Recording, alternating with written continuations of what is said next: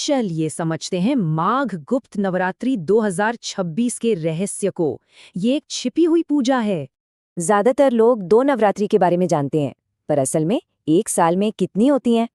इसका जवाब है 4। जी हाँ, एक साल में पूरी 4 नवरात्रि होती हैं।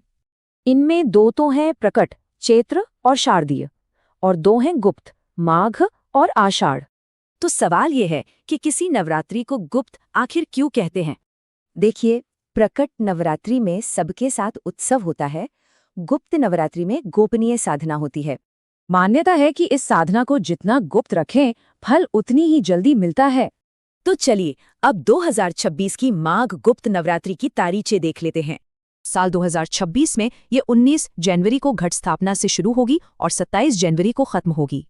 घट स्थापना का शुभ मुहूर्त है 19 जनवरी सुबह 7:14 से 10:46 तक। और हाँ, इस बार तो कई बहुत ही शुभ ज्योतिषीय योग भी बन रहे हैं। सर्वार्थ सिद्धि और रवि योग जैसे शक्तिशाली संयोग बन रहे हैं, जो साधना को और भी खास बना देंगे।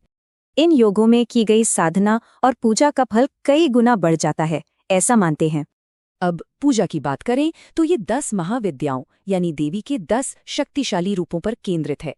ये हैं माँ काली, तारा और त्रिपुर सुंदरी जैसी 10 महाविद्याएं। ये शक्ति के बहुत उग्र रूप हैं। इसकी साधना के कुछ खास नियम और सिद्धांत होते हैं। चलिए जानते हैं। इसमें सबसे जरूरी है गोपनीयता। साथ ही मंत्र जाप, हवन और अखंड ज्योत भी की जाती है।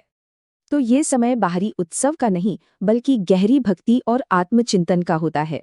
इस पूजा का लक्ष्य है आध्यात्मिक शक्ति, ज्ञान और खुद पर अनुशासन पाना।